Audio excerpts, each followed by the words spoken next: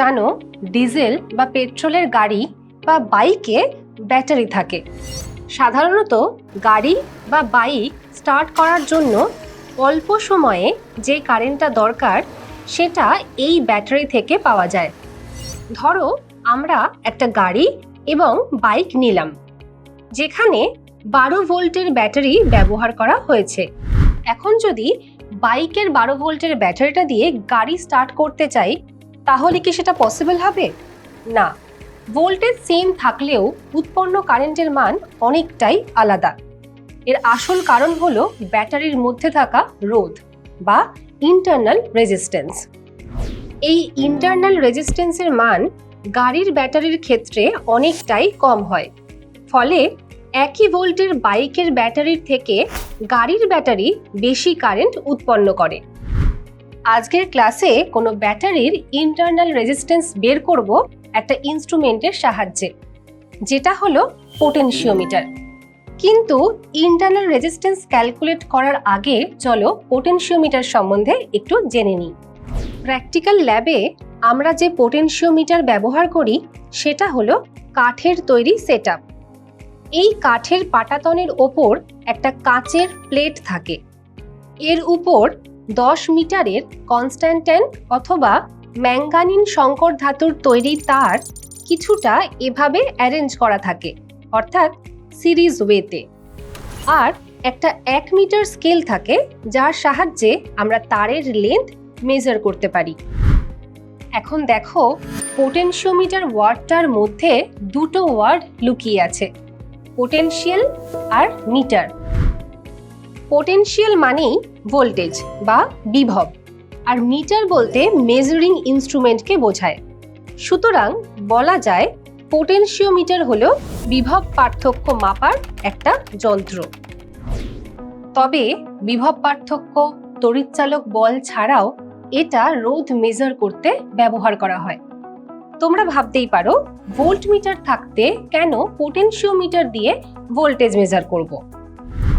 দেখো, কোনো সার্কিটে ভোল্টমিটার যোগ করলে ভোল্টেজের যে ভ্যালু পাই তা খুব একটা অ্যাকুরেট হয় না, কারণ ভোল্টমিটারের মধ্যে একটা অ্যামাউন্টের স্মল কারেন্ট ফ্লো হয়।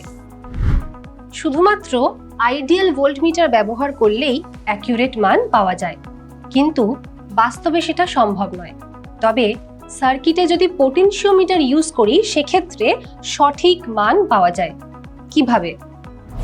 এর জন্য পোটেনশিওমিটারের সঙ্গে একটা ফিক্সড ভোল্টের ব্যাটারি কানেক্ট করা হলো।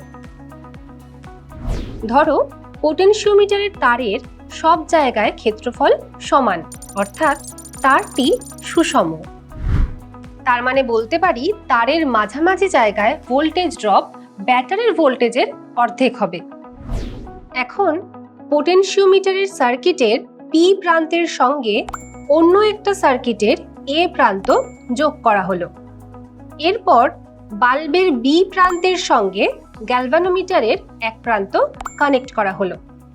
গ্যালভানোমিটারের অন্য প্রান্তটি একটি জকির সঙ্গে যোগ করা হলো। এই জকিটিকে পোটেনশিওমিটারের তারের উপর স্পর্শ করালে গ্যালভানোমিটারের কাঁটার বিক্ষেপ হয়। তবে অনেক সময় ল্যাবে আমাদের সুবিধার জন্য জকির পরিবর্তে স্লাইডারও ইউজ করি। এক্ষেত্রে দেখো, পোটেনশিওমিটারের সাথে ব্যাটারির সার্কিটটাকে প্রাইমারি সার্কিট এবং বাল্বের সার্কিটটাকে সেকেন্ডারি সার্কিট বলে। এখন জকিটাকে তারের উপর সরিয়ে একটা পয়েন্টে গ্যালভানোমিটারের পার্ট 0 পাচ্ছি, একে নাল পয়েন্ট বলে। এক্ষেত্রে গ্যালভানোমিটারের পার্ট 0 মানেই এখানে কোনো কারেন্ট ফ্লো হচ্ছে না। তার মানে এবির অ্যাক্রসে যা ভোল্টেজ ড্রপ হচ্ছে, এতটা তারের অ্যাক্রসেও একই ভোল্টেজ ড্রপ হচ্ছে। এক্ষেত্রে যেহেতু কারেন্ট 0, তাই ভোল্টেজ ড্রপের অনেকটাই অ্যাকুরেট মান পাই। এবার আমাদের ভোল্টেজ ড্রপের মান জানতে হবে। এর জন্য ধরো পোটেনশিওমিটারের সঙ্গে যুক্ত ব্যাটারির ইএমএফ E0 আর পুরো তারের লেন্থ L একক। তারটি যেহেতু সুষম, তাই এর একক দৈর্ঘ্যের জন্য ভোল্টেজ ড্রপ E0/L। এখন ধরো পি পয়েন্ট থেকে নাল পয়েন্টের দূরত্ব স্মল এল। অতএব এবির অ্যাক্রসে অর্থাৎ তারের স্মল এল দৈর্ঘ্যের জন্য voltage drop E0/L into small এল। এক্ষেত্রে দেখো E0, L এগুলোর মান ফিক্সড, ফলে VAB প্রপোর্শনাল টু স্মল এল লেখা যায়। সুতরাং বলা যায় তারের যে কোনো দুটো পয়েন্টের অ্যাক্রসে ভোল্টেজ ড্রপ তারটির ওই অংশের দৈর্ঘ্যের সঙ্গে সমানুপাতিক।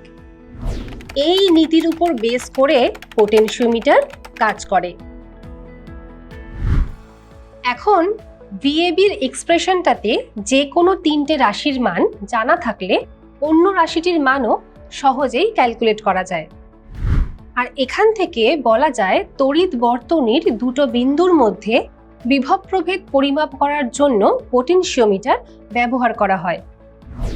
আবার জকিটাকে সরিয়ে যেহেতু ভোল্টেজের মান চেঞ্জ করা যায়, তাই পরিবর্তনশীল তড়িৎচালক বলের উৎস হিসাবেও পোটেনশিওমিটারকে ব্যবহার করা হয়।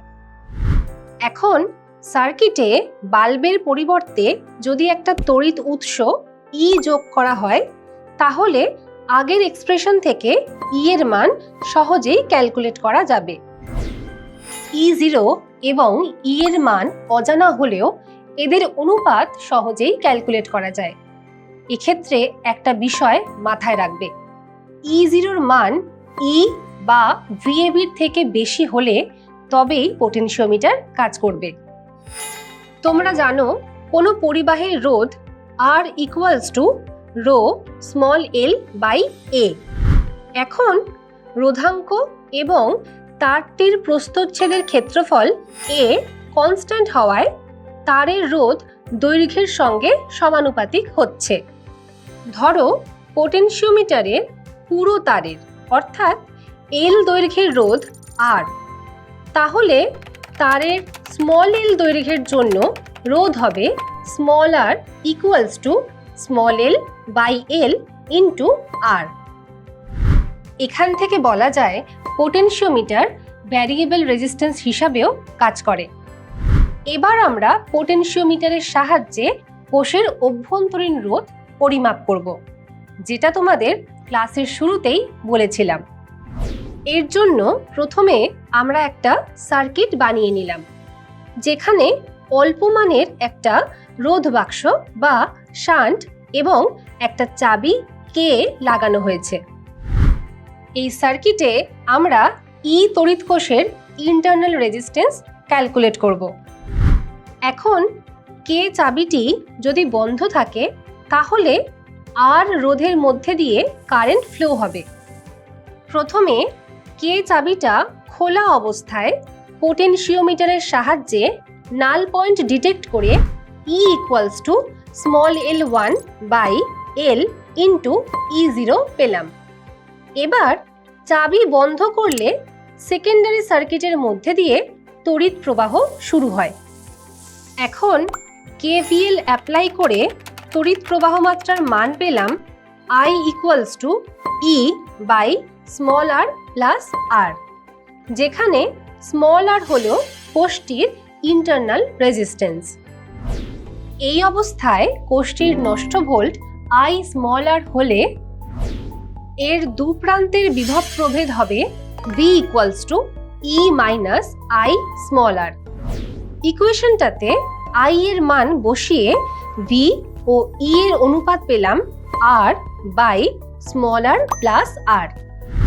আবার পোটেনশিওমিটারের সাহায্যে নাল পয়েন্ট ডিটেক্ট করে V equals to small l2/L into E0 পাওয়া গেল।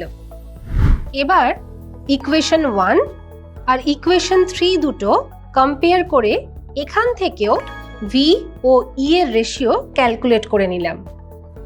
এখন V/E এর দুটো ইকুয়েশনকে কম্পেয়ার করে E কোষের internal resistance small r equals to small l1/স্মল l2 মাইনাস 1 ইন্টু R পেলাম।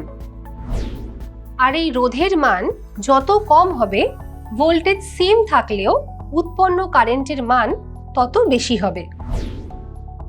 তবে এখনকার দিনে ব্যবহারের সুবিধা মতো বিভিন্ন ধরনের ছোট ছোট পোটেনশিওমিটার বা পট ব্যবহার করা হয়। এইসব পোটেনশিওমিটারও একইভাবে কাজ করে। এদের বিভিন্ন ইলেকট্রনিক্স যন্ত্রের ভলিউম কন্ট্রোল করতে এবং টেলিভিশনের ছবির ব্রাইটনেস কন্ট্রোল করতে ব্যবহার করা হয়।